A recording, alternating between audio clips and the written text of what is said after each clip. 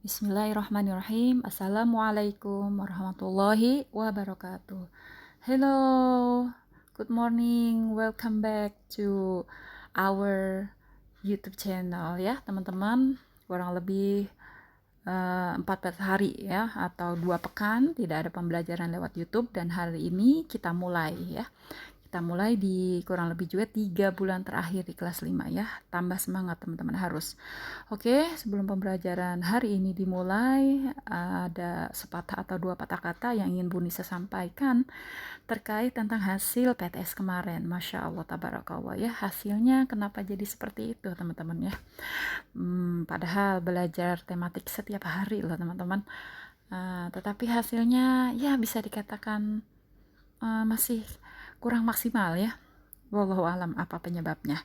Yang jelas penyebab kalau nilai teman-teman tidak maksimal atau kurang bagus adalah cuma satu, kurang teliti ya, kurang teliti, pengen buru-buru selesai.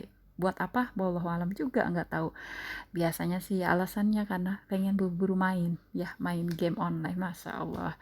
Oke teman-teman, ingat bahwasanya waktu itu akan dipertanggungjawabkan nanti di akhirat.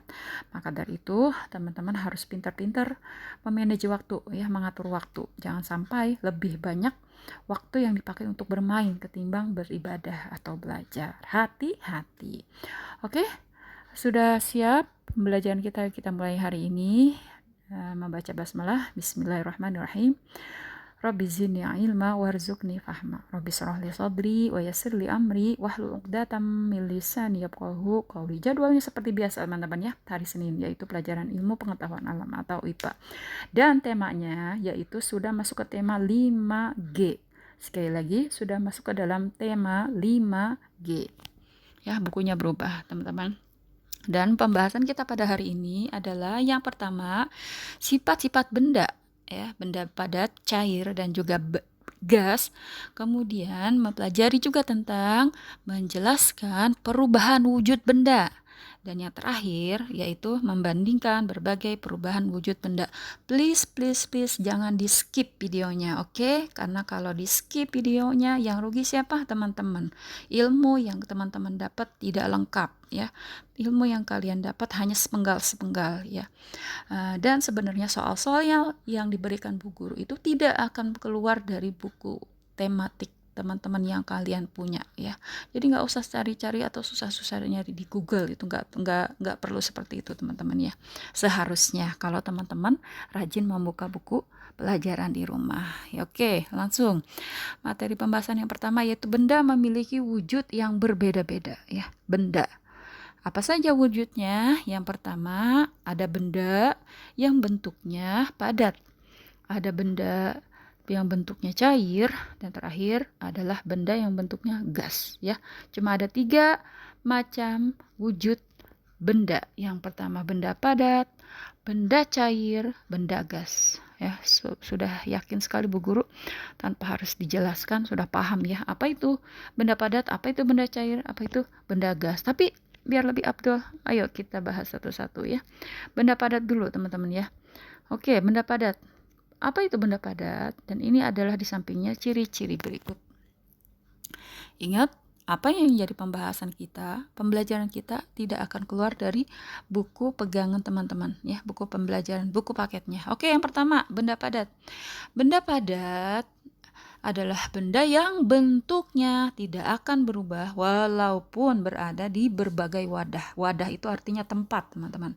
Jadi, kalau misalnya benda padat itu diletakkan di berbagai wadah atau di berbagai tempat, maka bentuknya tidak akan berubah.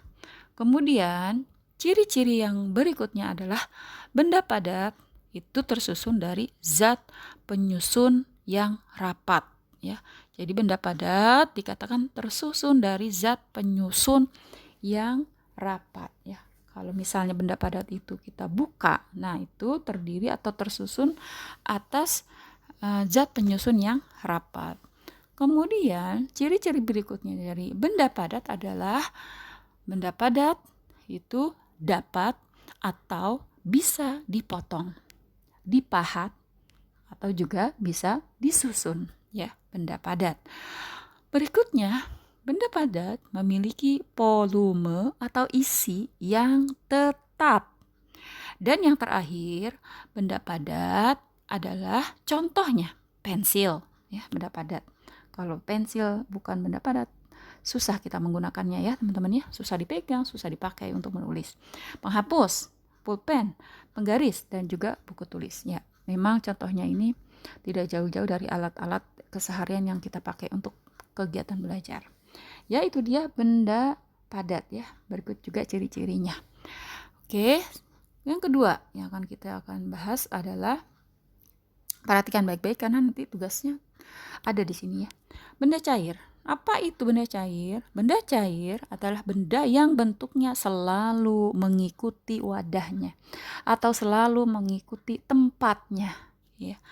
Dan ciri-ciri berikutnya adalah benda cair memiliki volume yang tetap serta terdiri dari zat penyusun yang letaknya lebih renggang dibandingkan zat penyusun benda padat, ya. Kalau tadi benda padat itu tersusun oleh benda yang padat, ya. Kemudian kalau sekarang benda cair, ya, zat penyusunnya adalah letaknya lebih renggang dibandingkan dengan zat penyusun benda padat. Dan contoh dari benda cair yaitu, ya, benda cair itu benda air ya, yang berair tuh disebut dengan benda cair, yaitu ada air, ada minyak, ada sirup, dan juga susu cair. Contoh dari benda cair. Kemudian yang ketiga adalah benda gas. Apa itu benda gas? Ya, yang pertama, benda yang bentuknya tidak tetap. Bentuknya tidak tetap. Berikutnya, benda gas terdiri dari zat penyusun yang letaknya saling berjauhan. Ya, benda gas terdiri dari zat penyusun yang letaknya saling berjauhan. Dan yang ketiga, tidak bisa terlihat oleh mata, tapi dapat dirasakan keberadaannya, ya, seperti itu. Kemudian ada benda gas memiliki volume yang akan memenuhi ruangannya, ya, itu sifatnya dia. Benda gas memiliki volume yang akan memenuhi ruangannya, ya. Benda gas tadi dikatakan tidak bisa terlihat oleh mata, tapi dapat dirasakan keberadaannya. Contohnya apa sih? Ya, ini dia ya. Contohnya adalah udara di dalam balon dan udara yang kita hirup, ya. Seperti angin, udara yang kita hirup. Kelihatan nggak angin atau udara? Nggak kelihatan, tapi kita merasakannya dengan cara meniup telapak tangan, ya. Kita merasakan anginnya, ya, udaranya, tapi kita tidak bisa melihat bentuknya, ya, tapi ada, ya, gitu. Maka dikatakan tidak bisa melihat oleh mata, akan tetapi bisa dapat dirasakan keberadaannya. Makanya kalau orang kentut atau buang angin, siapa tuh yang kentut, ya, tidak terlihat apa tuh bentuknya, tapi dapat dirasakan, ya, keberadaannya, baunya. Berikut, pembahasan berikutnya adalah menjelaskan perubahan wujud benda, ya. Benda-benda yang tadi itu, si benda padat, cair, sama gas itu bisa berubah, teman-teman, ya. Dan kita akan menjelaskan perubahan wujud benda. Ya, perubahan wujud benda itu disebabkan oleh lingkungan yang berubah. Misalnya suhu lingkungan yang menjadi panas atau lingkungan yang menjadi dingin. Nah, ini dia macam-macam perubahan wujud benda. Mencair. Apa itu mencair? Mencair adalah perubahan wujud benda padat menjadi cair akibat suhu yang panas, ya. Itu dia mencair. Misalnya ada batu, ada es, ya. Ada batu es yang kemudian tadinya ada di dalam kulkas, kemudian dikeluarkan, suhunya panas, lama-lama mencair, ya. Itu adalah perubahan wujud benda, ya, dari padat menjadi cair. Kemudian ada juga perubahan wujud benda menguap. Menguap itu bukan menguap tanda mengantuk, ya, teman-teman, ya. Menguapnya ini hal menguap yang lain. Menguap itu adalah perubahan wujud benda cair, ya, menjadi gas.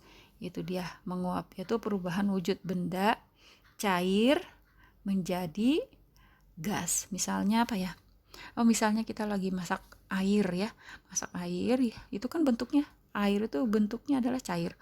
Kemudian kalau kita lama memasaknya ya, dibiarkan aja terus mendidih, lama-lama akan apa? Kering. Nah, itu karena menguap. Jadi airnya berkurang. Dan berikutnya adalah menyublim. Apa itu menyublim? Menyublim adalah perubahan wujud zat padat menjadi gas. Ya, sekali lagi, menyublim adalah perubahan wujud zat padat menjadi gas. Ya, itu dia. Sekarang ada perubahan wujud benda yang mengalami peristiwa melepas kalor ya, atau melepas panas. Kalor sama dengan panas. Oke, ini dia yang pertama. Ada apa kira-kira? Oh ya, membeku.